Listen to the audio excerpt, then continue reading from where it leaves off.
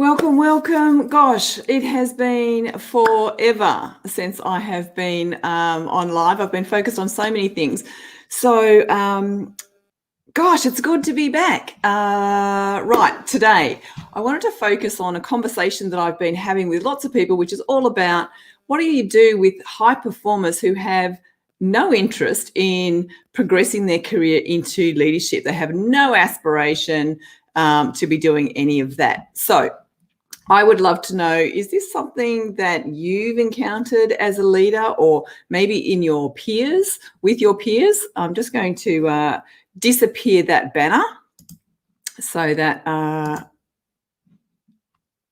everything comes up a little clearer. Okay, so I would love to know, is this something that you've encountered? Because I think leaders get really flummoxed by what do they do with people who are really great contributors, really good team people, but they just really don't want to progress any further. It could be because they don't want the pressure or the perceived long hours and responsibility of a big leadership role or even a small leadership role. Or it could just be, they're really happy doing what they're doing. But there are some challenges that creates.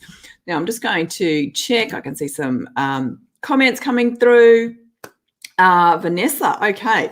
So it's not uncommon. Not everybody, even if they've got, the capability and, the skills and the knowledge, just not everyone wants to do it. I actually wrote this in an article this week and, I've had some really interesting feedback. So I think that it's become a bigger conversation more recently, partly because of the year that was 2020, when, in my experience anyway, and I'd be happy to hear your comments and thoughts, people have they've really got some perspective about what's important in life. And so that started to colour the way that they look at how their work fits in with their life. And so for some people, that has meant that, they're making really clear choices about what's important to them. And so spending a lot of hours at work may not be important to them. And a lot of people, I believe, think that leadership equals long hours. So that's another question. Anyway, if you're live, I'd love to know what are your thoughts? What do you think about this whole space of not everybody wants to be a leader, even if they're a great performer, even if they're maybe deemed high talent, but they just don't want to progress their careers in that way. What do you think? So sorry, I've just got a notification on my phone. I shouldn't be looking at it. So there's a couple of things that I wanted to share. So while I wait for you to respond to those questions about, is this something that you're seeing? Is it something that maybe is applicable to yourself?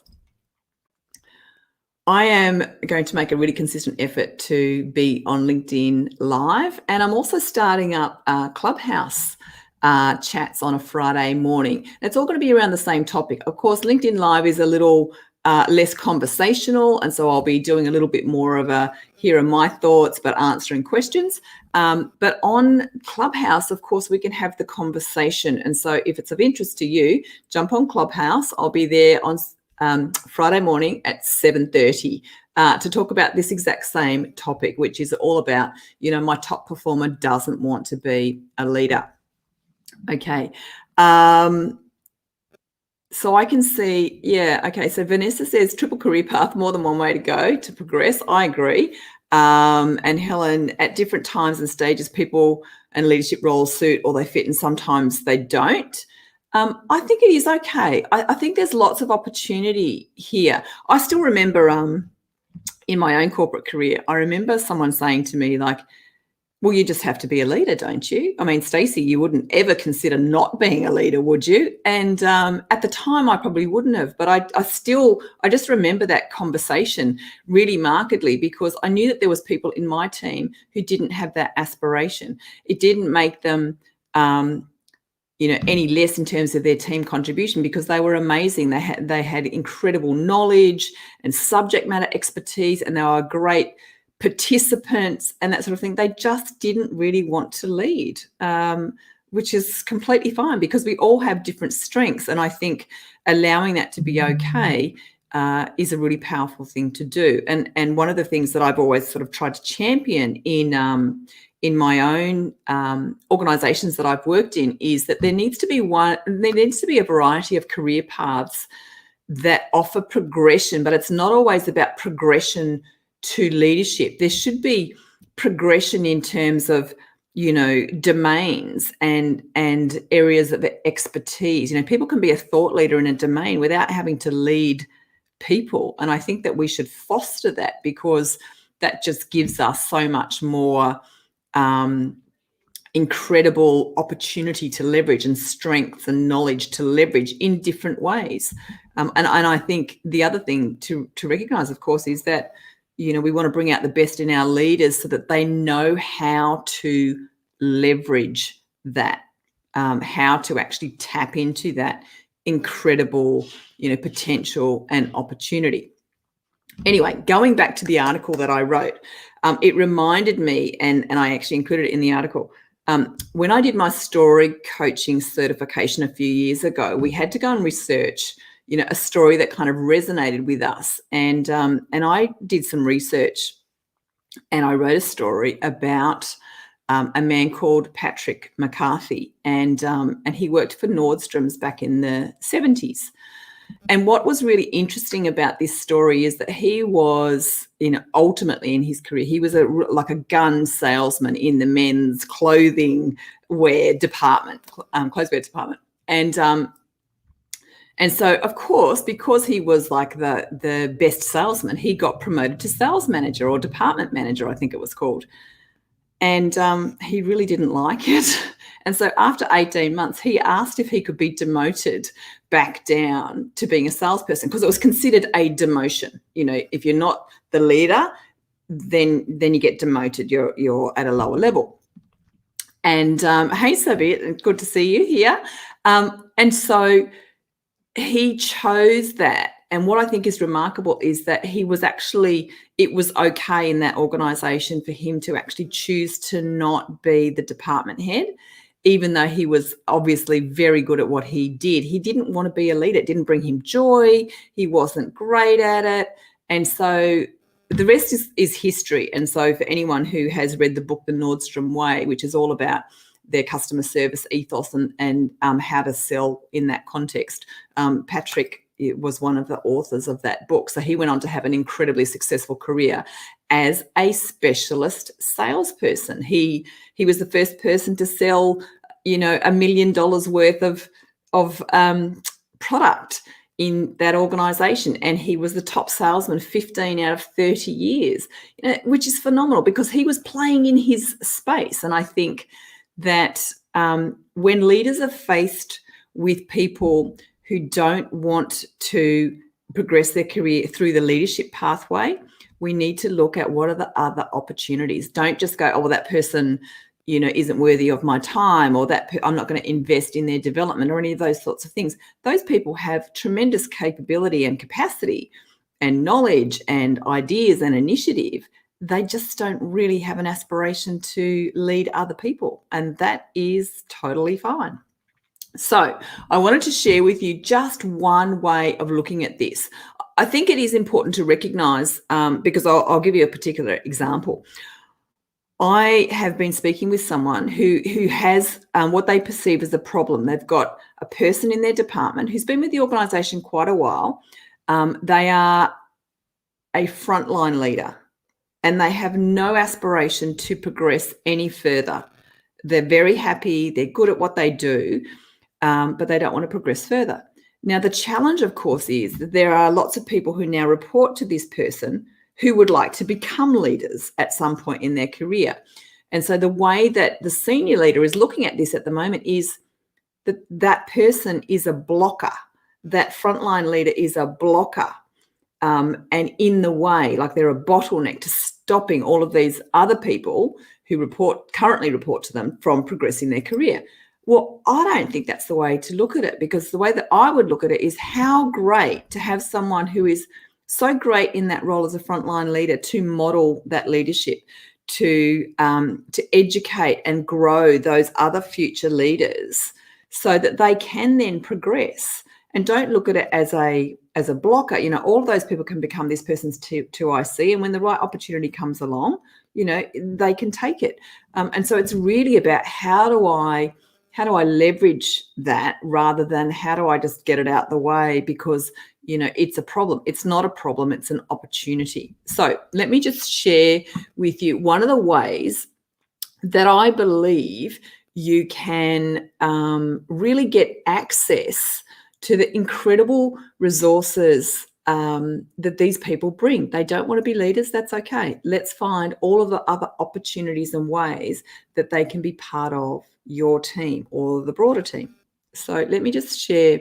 This is a model, the model I'm going to share with you. This is a model that I developed a few years ago when I was working with a relatively senior leader who actually didn't understand why they had been tasked with a particular activity, and I asked them 3 questions which helped them to tap into the way that they could make a difference. So here it is. There we go.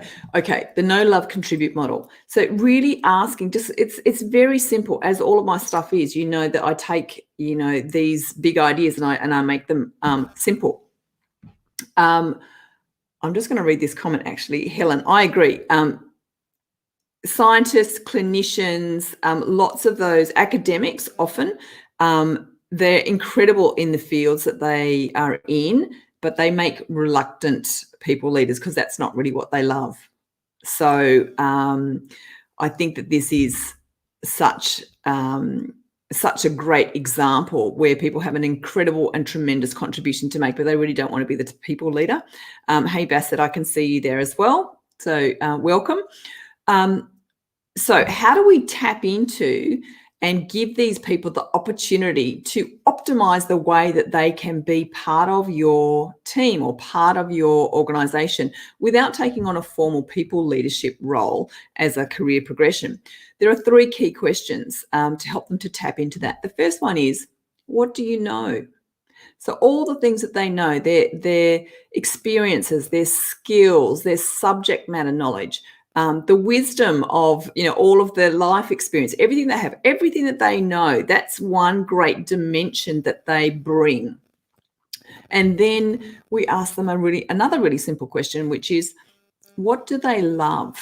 So what brings them joy and satisfaction and achievement and a sense of progression and learning and stretch, all the things that make them feel good, that they enjoy, and that often they're playing in their strengths, the things that that bring them energy. And so that's the second thing. And when we see those 2 things intersect, that's where we really can tap into their passion for what they do. And then the third key dimension after what do you know and what do you love is, how can you contribute? And so this is the question we're going to ask these people. How can you contribute? How can you contribute to the team, the organization, our goals, what's important? And so that's their opportunity to really figure out how to participate, and how to really connect with what's important. Yeah. And so by doing that, what we tap into and help them to create is the productivity of using how they contribute with what they know. So really leveraging all of their fantastic knowledge and skill to what's important, and then help them connect with purpose, so that they're contributing in a way that really works for them because they're doing what they love. And when we can do that, we help them to really work in the space that is their potential. And if we've got more people working in their potential, aren't we going to look amazing as leaders? Because it's about possibility. People that are working in their potential, they perform at a higher level. They're more productive. They show more initiative. They're more engaged. They're more motivated. It doesn't matter that they're not being a leader, in a formal hierarchical sense. So I think that there's so much that we can do as leaders to create this opportunity for our people who want a different direction. You know, they want to be great at what they do, whether it's as a specialist, expert in their field, whether it's as a thought leader, whether it's as a genuinely just, simply a good team contributor. I remember years ago, I had an amazing person in my team, and they were really good at their job. But the thing that they were absolutely amazing at was actually bringing the team together. They were kind of like this glue that just made the team work. Didn't want to be a leader, but when they weren't there, you really felt their absence. So I really, encourage you, whether it's people in your team, whether it's a colleague, if they don't have a desire or an aspiration to progress. Hey, Katrina, so nice to see you there. If they don't have a real want to progress as a traditional leader, then ask them the questions. Open up the opportunity for you and for them about how else they can be part of your team, because I think that they've got tremendous tremendous contribution and great ways that they can participate and be incredibly valuable. And I think we need to value that, and we need to recognize it. It's not just about being a leader in the sense of leading people.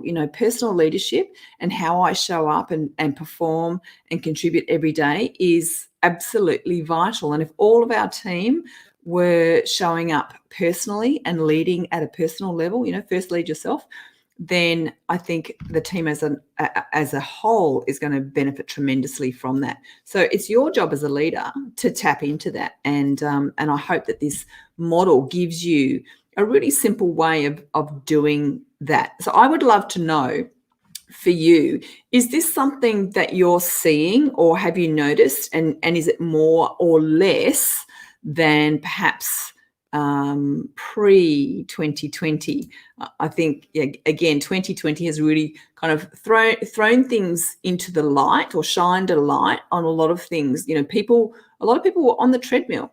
Get up, get dressed, go to travel, go to work, do my work, travel, get home, and do it all again tomorrow. And I think that, in a way, it's been really important for people to get a little bit of an opportunity to reflect on what's actually important and how their work fits in with their life, and whether they really do want to follow that career path of leadership progression, or whether there are other ways that they can make their particular difference using their particular strengths and knowledge and general amazingness.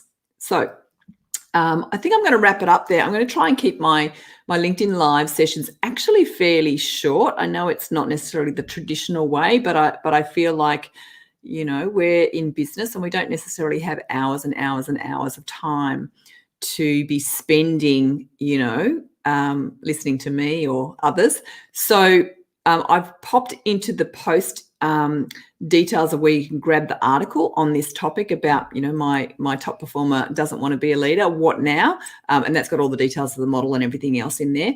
If you would love to talk more about it, then please join me on Clubhouse on Friday morning. I'll be doing every couple of weeks live and on Clubhouse.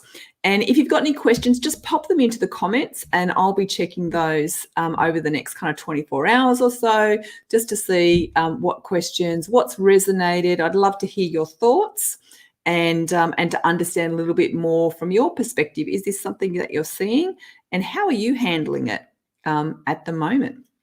So thank you, everyone, for joining me. Really appreciate your time.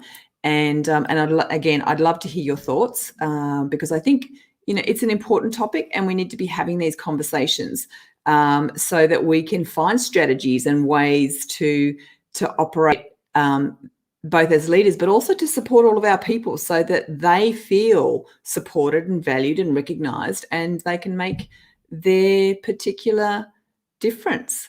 So with that, I think I'm going to say farewell for tonight, and I look forward to seeing you again in a couple of weeks. So keep your eyes open, watch my story, watch my posts, and we'll let you know when next we are going, or I am going live. So have a great night, and hope to connect again very soon.